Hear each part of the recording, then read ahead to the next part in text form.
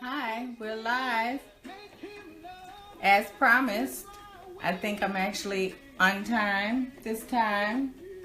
Just listening to a little Nina Simone to get me in the mood and give you some time to make it, to join me, right? I'm Beverly Reed Scott, and I'm doing something different. Tell me about these glasses. Is it hard to see my eyes? Are you good? Turn this light away. So you need to see my face so you can see my expressions. This is serious business, you know? Yeah. I have a piece of art I want to show. This is,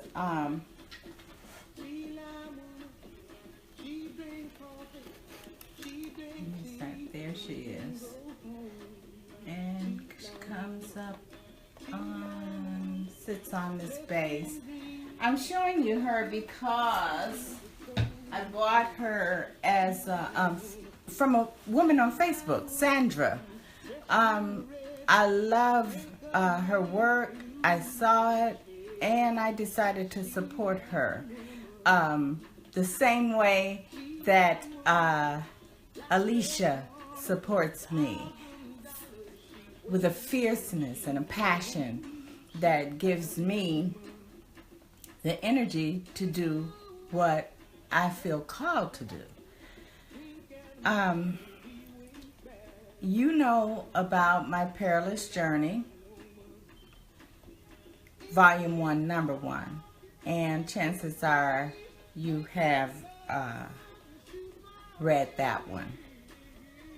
I'm going to talk you through volume 2 because I want to. I don't think that my story committed to paper will be as effective, and also it is a way for me to move forward. You know what I mean? I need to tell you what happened so that I can close out that part of my life, you know? I'm a writer, a storyteller, you know, activist. So I am being all of that in my own life. And I have decided to make some changes to the way that I present. And I thought that a video story might be a really good idea. So, you know, I want to show you this. See this little book of poetry? This is the first thing I wrote and committed to paper. I'm just gonna open up in here, and you remember how the volume 1, number 1 ended, right? I had found the solution, right? So, I'll share with you Dollar Wine. That's a favorite. It used to be. I don't know. I haven't done poetry in a while in front of an audience. And so let me get one of them Dollar Wines. Maybe then I won't hear my babies crying. Oh, I know what you're thinking. But what about me? Here I am, being counted on, and I ain't even grown. I was a mother 4 times before I made 16, and I still don't know what making love means. So let me get one of them Dollar Wines, and for a sweet little while I can leave my mind. Oh, I know what you're thinking. But what about me? Here I am being counted on, and I ain't even grown. Of course he said he'd stay with me. Yet here I am alone. Now let me get one of them dollar wines, 'cause my soul is so dark it's too hard to find. This road that I'm on is too hard to climb. And the truth of the matter is, I'm tired of trying. 'Cause my knees shake and my heart beats fast, and I really need a hug. But all I'm worth is the warmth I feel from this artificial love. Now, let me get one of them dollar wines. So I wrote that inspired by a woman that I was in the store actually getting ready to make a purchase, and this woman walked in. She was tall and thin. She had some money in her hand. She walked in, she slammed it on the counter, and she was like, let me get one of them dollar wines. And I was just so struck by her intention and her purpose. And I walked home thinking, what could it be in her life that would give her a certainty of purpose around a bottle of dollar wine? And so that's where the poem came from. So we left out from book one. I had drank that shot in the back back room of the Sweet Jungle, the ice cream shop, where the owner had a what do you call that? Like a after hours joint back there. And so my dad took me back there, and I was waiting because we had to go pick my mother up from the train. And so when they were busy shooting dice or playing cards and stuff, I snuck about that much of brown liquor. I don't remember what it was, brown. And I drank it all the way down, and just, oh my goodness, it was strong, and it felt like fire going down, and it got in my belly. And then all of a sudden this warmth started radiating out. It was just radiating out and through my body. Everywhere that warmth went, my pain left. And that is why I said I had found a solution. So, here we are. Welcome everybody. Thank you for those who've joined. And we're just gonna do this. I'm moving this on soul power. So, going to high school now, you know, I'm developed after that summer, after the 8th grade graduation and everything. Remember I told you about how we used to rub butter on our breasts to try and grow them. Well, butter worked. I had these big breasts going to high school, and I was going to a school that was away from my neighborhood, CVS. I was going there because I didn't want to go to Academy of Our Lady. I didn't want to go to an all-girls school. That's where my sister went. She stayed at Sacred Heart. You know, I left and went to Wentworth, but she stayed, and then she went on to Academy of Our Lady. And although I was accepted to go, the breasts, and I just needed to see some boys. I needed to see some boys because I was out of my mind. I was out of my mind ever since the molestation. But I didn't realize it.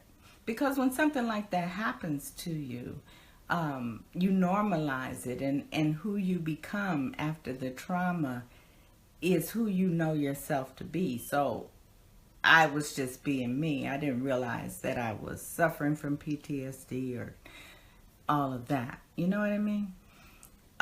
So off to CVS I go, and it was it's a huge school. Like, the classrooms might start, just say 200, and go all the way past 272. That was my division. I still remember because I could never get there on time.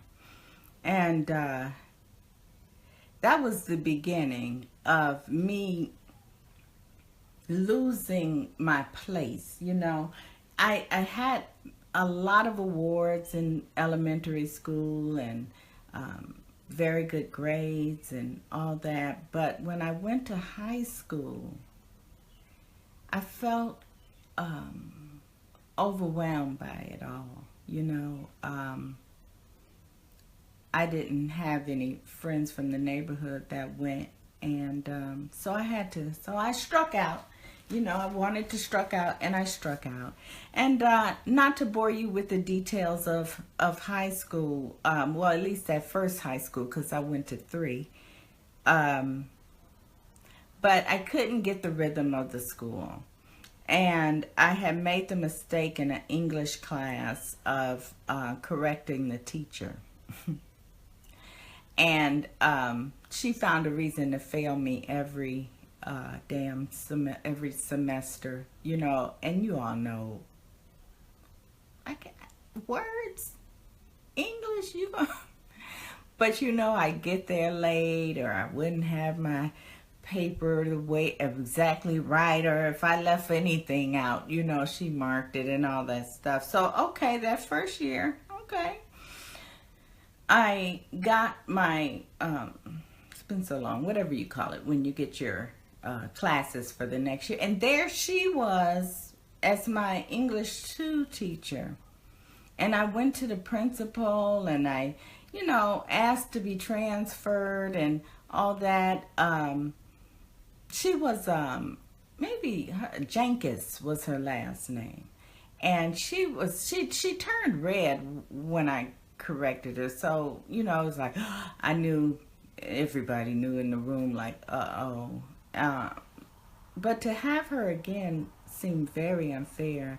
And I went to the principal and all that and tried to get it changed. So, okay, no, I'm going to stick it out. I did it again. I did my sophomore year at CVS, and she gave me 4 Fs again. I already was failing geometry and lost half the time, and I couldn't do it. So I left. You know, I found a school called Central YMCA. It was downtown on Randolph, and it cost like $90 a semester to go. And I asked my mother if I could go there, and she agreed to allow me to attend. I used the reasoning, you were going to have to pay if I went to Longwood, so let me go to Central Y. And Central Y was fantastic. Oh my God. I got to ride the L downtown to go to high school. And I had already become pretty aware of my physical attractiveness, you know. And the Lipscomb women, those are the women in my mother's line, have always been very particular about the clothes that they wore and all that. And I was no different. Loved beautiful clothes. And so there I was, going downtown to high school like a big girl, you know what I mean? And I remember the first day that I went to my new English class at my new school. And I was late. That's a kind of running theme through my life. I was late. And so I was trying to be, you know, unobtrusive and just kind of ease in there. And so I was walking past, and I looked up, and there was this guy sitting, like, the chairs were in rows, so he might have been the second, maybe the third row back.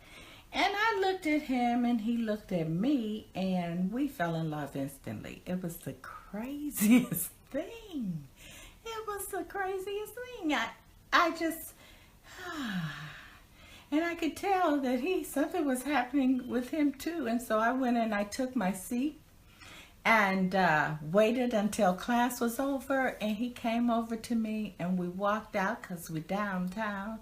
We walked down to over to Grant Park and just started getting to know each other and stuff. And that relationship, you know, it became kind of the central good thing in my life. You know, I had dated before with a guy that was much older than me. You know, I didn't have any filters. Like, if I went by a friend's house to see a friend, and her brother had this guy over, and he called me in there, and he's like, "Turn around." And like a fool, I turned around, but not a fool. Poor Beverly. Turned around, and then the next thing I know, I was at his house, and we were going together and stuff, and he was, I was just like going through the motions, you know what I mean? Not knowing what I was doing and hanging, you know, with people almost 10 years older than me and stuff, and just starting to experiment with drugs, and you know, I'd already had a taste of alcohol, but the thing then was smoking weed, you know, as it is now, and forevermore. But yeah, so I was trying to smoke some weed and stuff, but you know, it made me so paranoid. Damn. I had learned how to roll, except for, you know, we didn't have blunts. We were using rolling papers. And so I would always have that fat part in the middle and then the two skinny ends like that. And that would make that side get wet or whatever. I was a lousy reefer smoker. I was. But I was an entrepreneur. And I watched the process, and I realized, you know, shit, a quarter ounce was $90 back then. And I saved my money. I had dear Michael, I had a job. That was one thing that came through with this older boyfriend. I was working at a record shop. It was on 75th and Vincennes, some kind of den, I think it was called. But anyway, I was paid cash, and I got paid once a week. And so that gave me this money to be able to buy that quarter ounce. So I was going to buy the quarter ounce. I didn't smoke. It made me too paranoid. Let me tell you this. I smoked a joint. I was going on a date. I was the datingest person, but we know that's a symptom. But right now, you know what I mean? So I'm just going to tell it like it is, okay? Because that's the only way to do it. So anyway, I'm going on a date with this guy. And so we smoked a joint in the car because I'm trying to be cool and everything, you know. And he took me to Red Lobster, something like Red Lobster. And I couldn't talk the whole time. I just sat there looking stupid. He was so mad. He was just too through with me. And he took me home. He's like, well, damn, can I get a kiss? Yeah, shit, I don't care. I don't care. I'm not attached to this body. I'm a waif. I'm a ghost. Can't you see that? But no, of course he couldn't. Because that's the thing about that PTSD, that trauma from, especially childhood trauma, you know. Nobody bothers to go deeper, particularly when you're young. Nobody goes deeper. They just name you. Oh, that's weepy, crying, crazy Beverly, or that's also bold Beverly. And you carry your dysfunction and pain as if it is actually who you are. And that's how you live your life. And so, this thing of attracting men and having relationships, very short lived, short.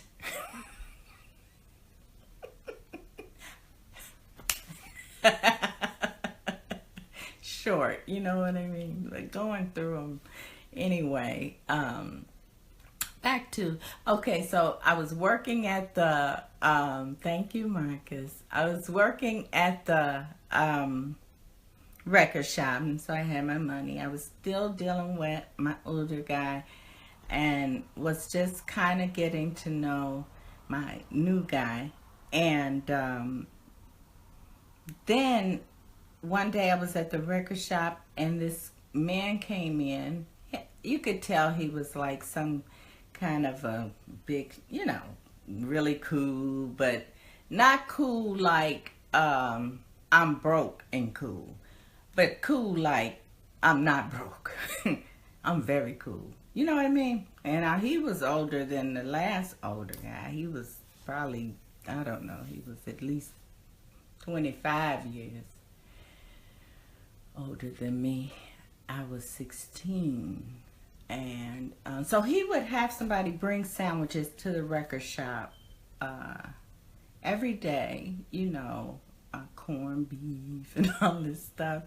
It's not hard to impress a 16-year-old girl, who's damaged. Not hard at all. So anyway, I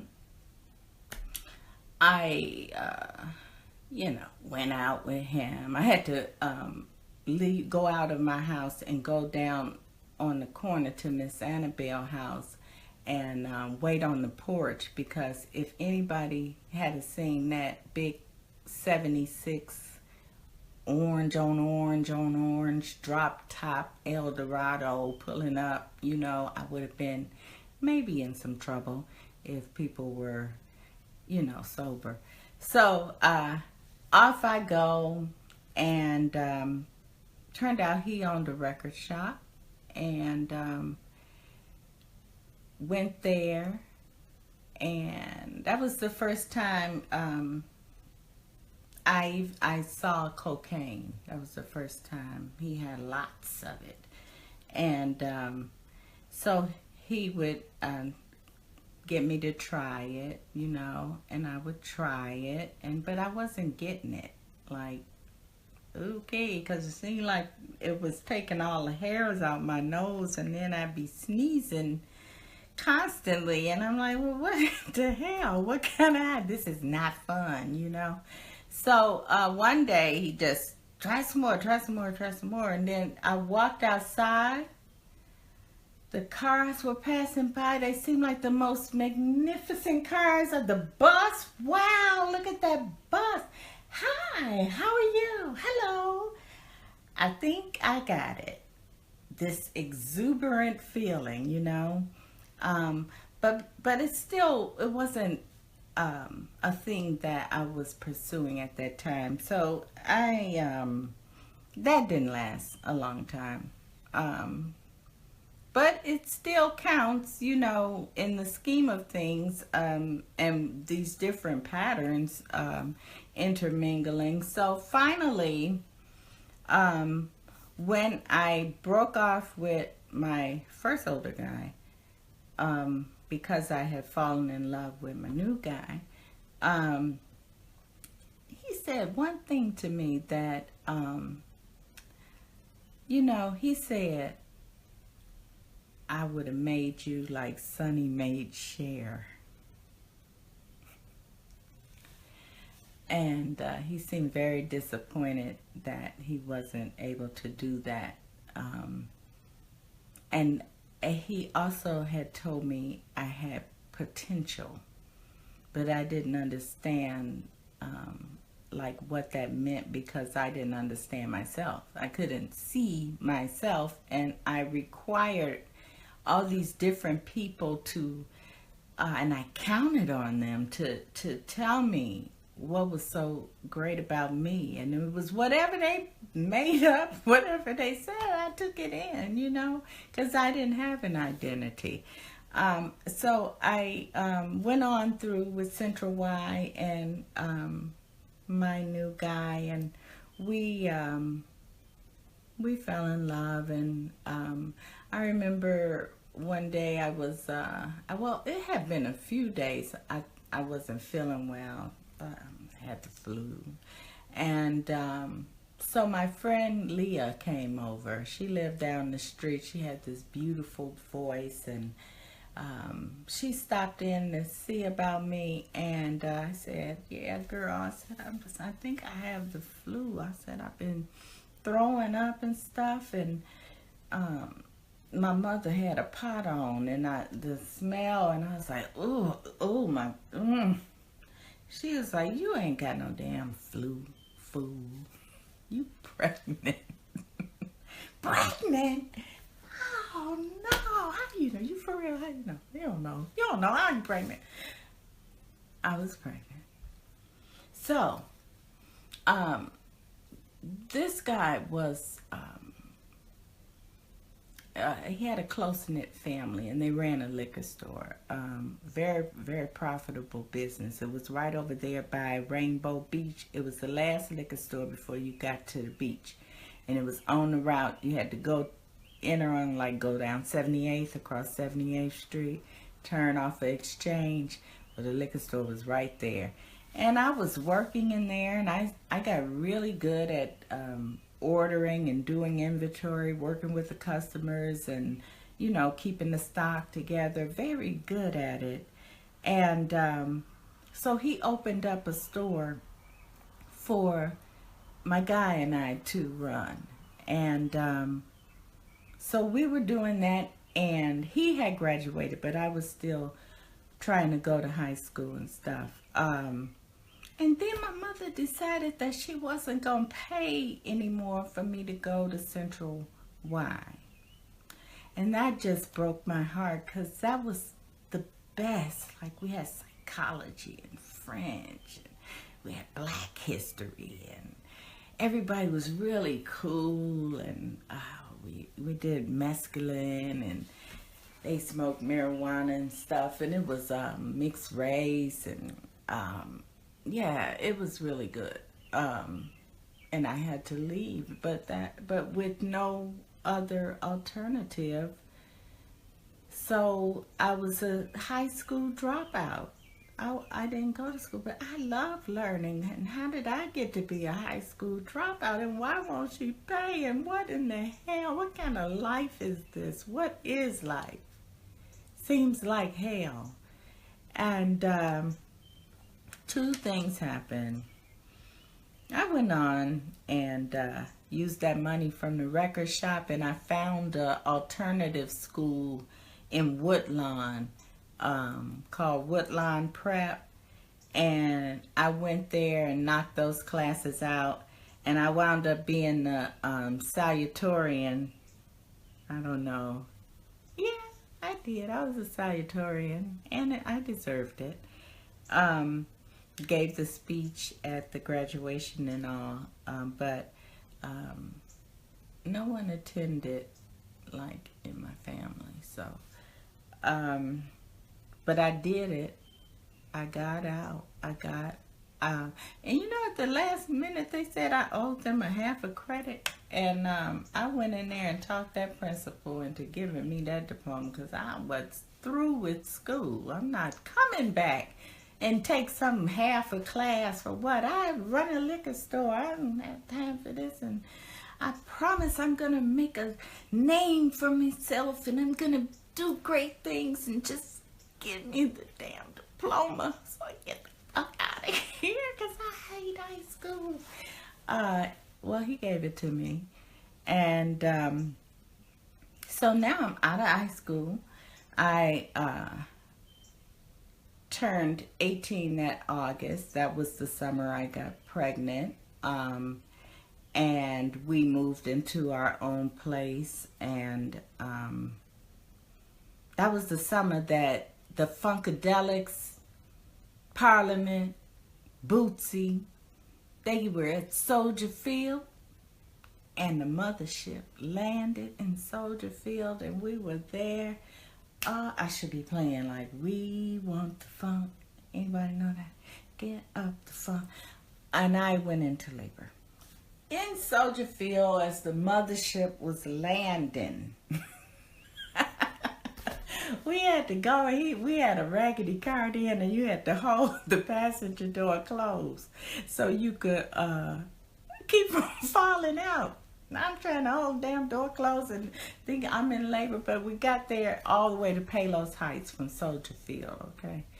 And they gave me something to stop the labor pains, and I wound up having a beautiful brown baby girl we called Sugar Baby.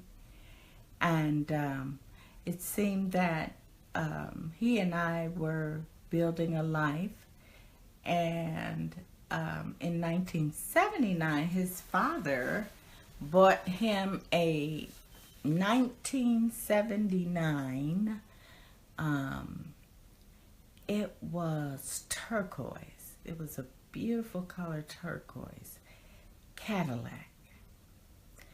And from the moment he got that car, he changed. You know, he had some icy blue or some shit. He had some, you know, moniker for himself as if he was really about that life, but he wasn't, you know, but he was dressed and fine, and now he's driving a Cadillac, and it put a wear and tear on our relationship. And you know, we at the liquor store, so all kind of chicks coming at him and everything, and then he was going at them as well, and so it just got too hard.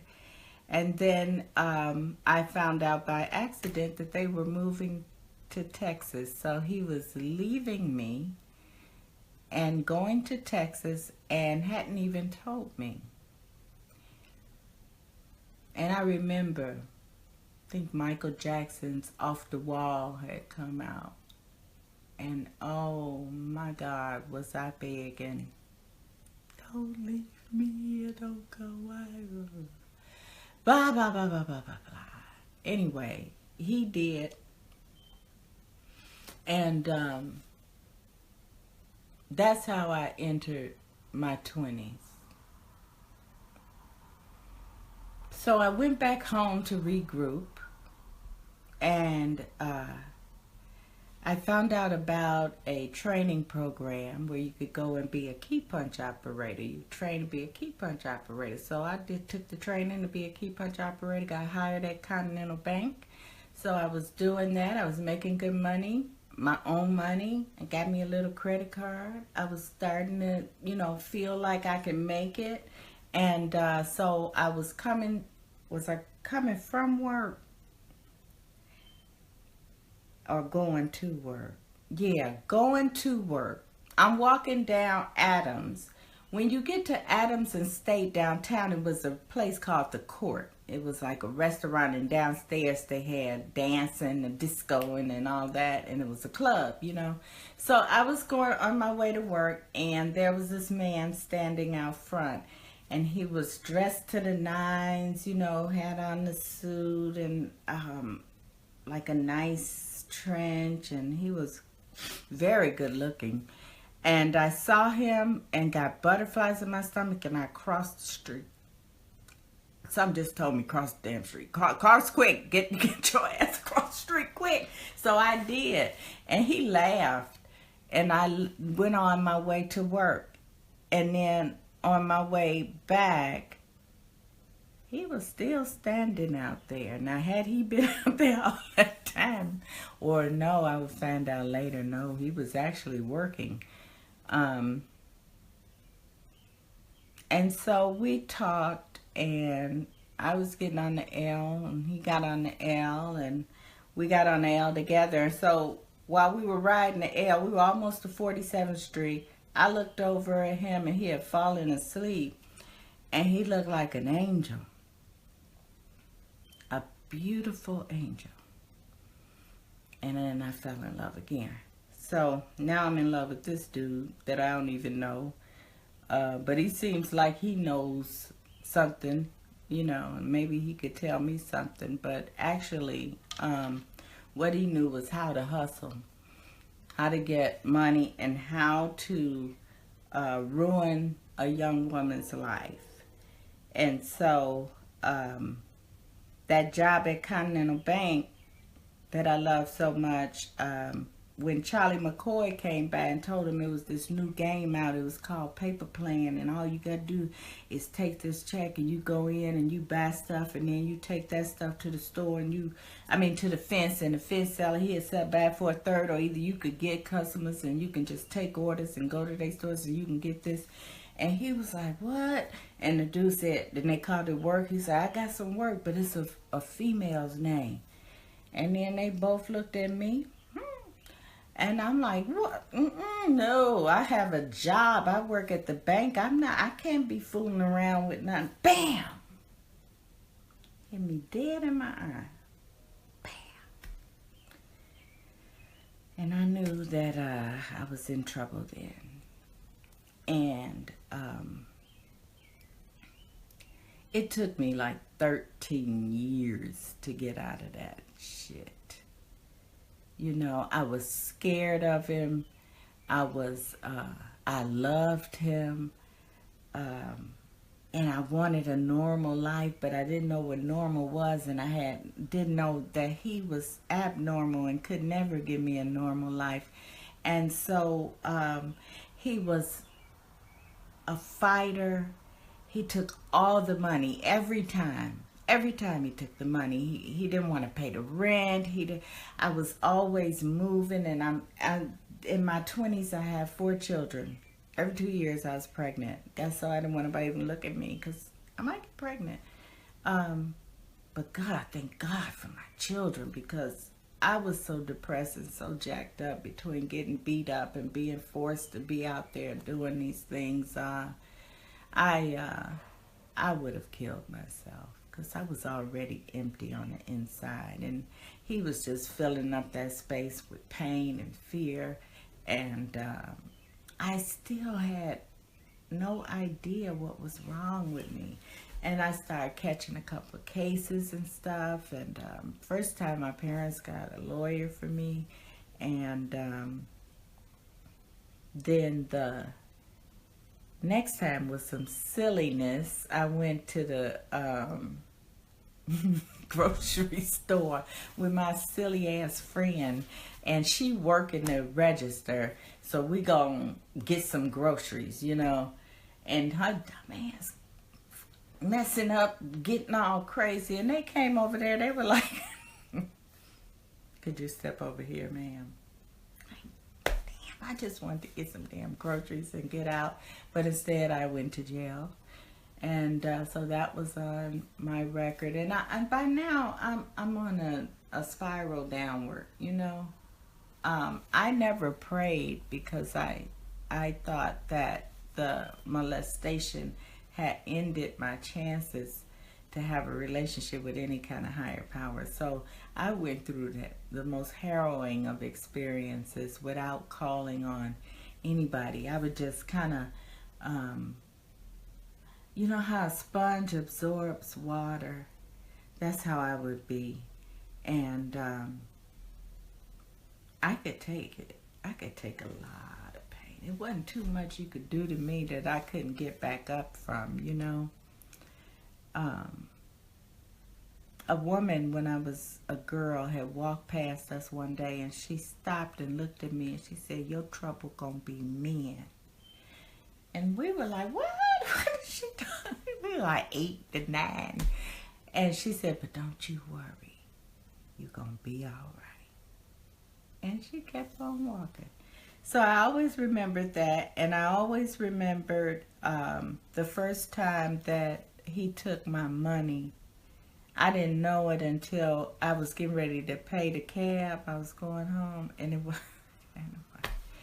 He had took all my money on my wallet. So I had been through so much. I'm getting ready to cross the street, and I could just feel bitterness just like heading towards me like a huge ocean wave. Like I was gonna be changed. I was not gonna be baby Beverly. I was not gonna be so nice and naive. I was gonna be bad and tough and bitter and mean bitch. Like, so then won't nobody be fucking over me no more. And then in the middle of my body, in the seat of my soul, I heard, let it wash over you.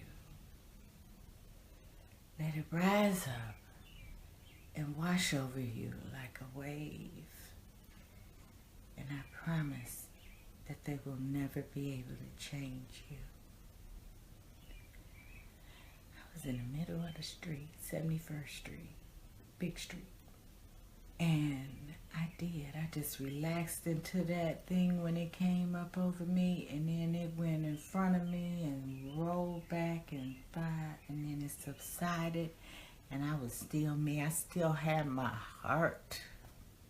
I still had my soul. I just didn't know what to do with them. I kept putting them in and trusting them to people who didn't give up about me, you know.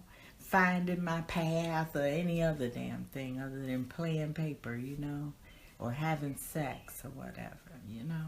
So, like I said, I endured that with him for 13 years, but in the middle of that, he caught a case and he went to jail for 3 years, and I was free. I was free, but I was still me, so not really free. You know, I was hanging out with my friends, you know, that were in the life too. And so, when he was home, like, I would drink, get drunk, you know, clown, and, oh, I was worse, bad alcoholic. But I had good teachers, you know, so shit. But, he would never say, no, you can never do drugs, you know. And when he went to the penitentiary, well, that's what everybody else was doing. So freebasing was a thing then. And Fluky Stokes had bags he used. Oops, I won't say that. Anyway.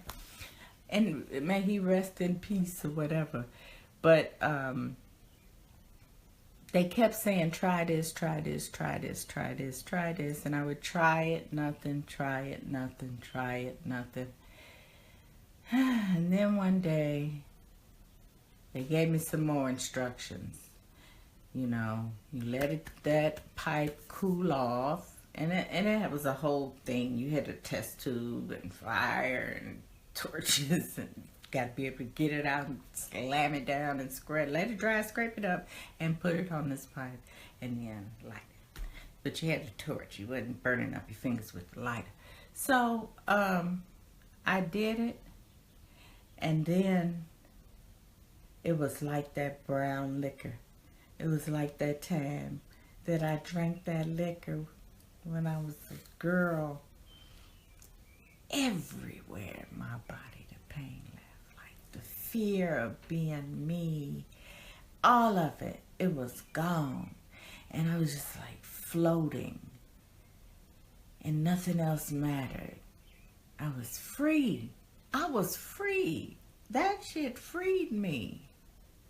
It gave me a sense of purpose. Like I became very good at having the tools and using them properly, and you know, I still now, you know, I know how to play paper, and so I didn't stop, because now this is my livelihood, and so I'm playing paper and getting my money. And he was gone, so I could keep an apartment and pay my rent, and, you know, help my mom, because she had my oldest daughter, and when I had my oldest son and had gone back home, She wouldn't even look at him that first week that I brought him home. Then one night she was like, let me see that baby. So I handed it to her. And I never got him back till she died. Never got him back. Never got my oldest daughter back. And that led to you left me kind of stuff. But we'll talk about that in the next go round. So I had found another solution. And I was, like I said, good at it. Came back on the block, you know, from time to time. And I would, I ran into my friend, my best friend from my youth, and who was also a victim of the same molester. And she was smart, and she always had a really good job and stuff like that. So we started to get high together. And one night we were waiting on midnight so we could use the cash station. Hi, Karen. Thank you for coming.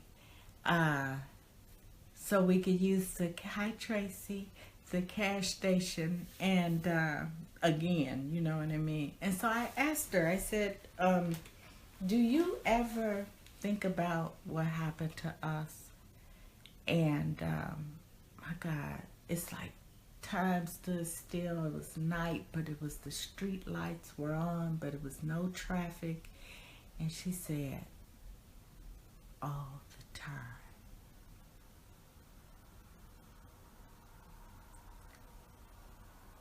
And 2 weeks later, we would pull her body out of the garage and lay it in the grass that we used to play in. And my mother and father were out there, and Mr. Giles, and maybe Mr. Weber, and my mother was trying to resuscitate her, and she was telling me to call her, and I was trying to say her name, and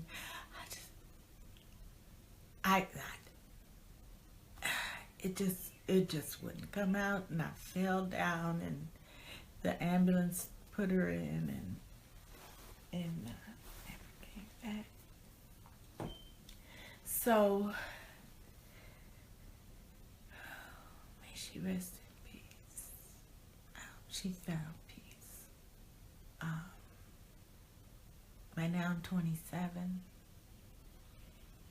I have 5 children. 89, 29. No, I have 4 children. And I'm on the ropes, you know what I mean? I'm tired, I'm confused, I've been to jail. It was just so much, and I had to get out of my mother's house, and so my 3 youngest children, we went and moved in the projects. And in between that time, Troy had got out. I got a few more black eyes and ass whippings and jumped out the window and all that stuff, and running and hiding from him and living on the north side, and just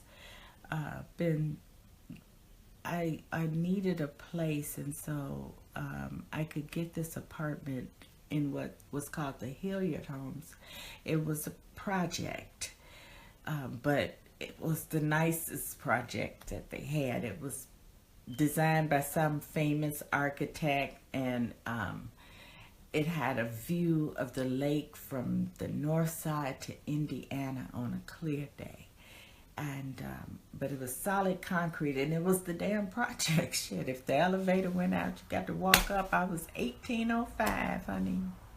Go to the grocery store and come back, and the elevator ain't working. My God. So on that floor, it was 5 of us, 5 single mothers, addicted to freebase, and by then they might have had that was when they were just coming out with the rocks and stuff, and it's like, oh well, shit, this is great. This is easier. You heard, knock this out. Okay, give us some of those rocks. And NWA, Easy E, it was some song. Ain't nothing like that thing. But we had formed this sisterhood, you know, because we were all wounded, and we would take care of one another and take care of one another's children. The last case that I had got sentenced for, I was sentenced to intensive probation, which meant I had to see my probation officer 3 times a week. I had to, they would come to the house in the middle of the night because I couldn't go outside after 10 p.m. or 7 p.m. or something. I couldn't go out. But I took it. It was way better than jail, but I was still using. So here is where we're going to be wrapping up. I'm going to leave you with this, but it'll take me 2 or 3 minutes, maybe 4, to tell you. So I was still using. And I had to go to court periodically to stand in front of the judge to see how I was doing and stuff. So I always wore a suit to court and everything. So I got ready to go to court that day. And one of my girlfriends was staying with me and stuff. And I left the kids with her. And so went to court and everything. And I got up and went up in front of the judge. And he was looking at my paperwork. And it showed that I had dropped dirty, you know, or I had substances in my urine. And he remanded me to jail. I didn't know what he was saying. And the next thing I know, these sheriffs are coming up saying, come with them. And I'm going, where or what? They took me to jail. I've been in jail maybe overnight or couple of days. They people took me to jail in my suit to the county jail on 26 in California in the women's division. I was there for 43 days. 43 days. It's crazy. You know, I would write letters for people in court and in jail, and you know, I was pretty much this sweet thing then that I am now. So people pretty much, they liked me. Nobody really bothered me and stuff. And Margaret Burroughs, who founded the DuSable Museum of African American History, she would come to jail, which she did once a week for the rest of her life, and she lived to be 90-something, and I lived to be able to be in service to her. But anyway, I answered a question right, and she gave me a book. And then I signed up for treatment in there. And in order to get into Gateway Foundation, you had to say this: we are here because there is no refuge from ourselves. Until a woman confronts herself in the eyes and hearts of others, she is running. Until she suffers them to share her secrets, she has no safety from them. Afraid to be known, she can know neither herself or any other. Where else but in our common ground can we find such a mirror, where here at last a woman can appear clearly to herself, not the giant of her dreams nor the dwarf of her fears, but a woman, a part of a whole. And in this ground we can each take root and grow, not alone anymore as in death, but alive to ourselves and to others. Shake a hand, make a friend. And I was initiated, as you can see. I never forgot it. I love that. So I came out when he found, I hyperventilated that night before going to court when he was going to decide if they was going to make me do the 4 years or let me go home. And I just, that sound, it's a sound of the doors clanging shut that just sent me, and I couldn't breathe, I couldn't focus, I couldn't, and my roommate, Sally, brought me back, brought me back. You're going to be all right. This type of life ain't for you. You're going to be okay. You're going to get out of here. You're getting out of here. And I got out of there, and I stayed sober. for a few months, but I would sit around with the girls while they were getting high, and I'd be handing people lighters and making torches and stuff. I didn't understand recovery. And then one time they passed it around. I was like, let me get that, you know? So I did that. And then this is the thing that happened. I was sitting on my couch, and the dealer would come to my house and bag up, right? So he came in my house. He had two of my neighbors, the females, with him. And they all walked past me into one of my bedrooms. And I had $7 in food stamps. Stamps, not link card. Food stamps are 5 and 2 ones. They were coupons. And I asked him if I could get, you know, a rock with the $7 in food stamps. And he said no. So there I sat on the couch while they were in one of my bedrooms bagging and using. And I was sitting on the couch with $7 in food stamps. And I said to myself, there has got to be a better life than this. I don't know what it is or how to find it, but I'm going to try. And the next morning I was standing in the kitchen, and you know how the clouds block the sun, and then the clouds moved and the sun just beamed all over me. Oh my God, it was like taking a bath in sunlight. And I found the yellow pages, and I got Haymarket on the phone, and they said I could come the next day. So I packed my stuff, and one of the guys in the building walked me down to the bus, made arrangements for the kids, and I got on that bus. I was scared as it was the unknown. Like, I had so much unknown because I hadn't lived since I was 7 years old.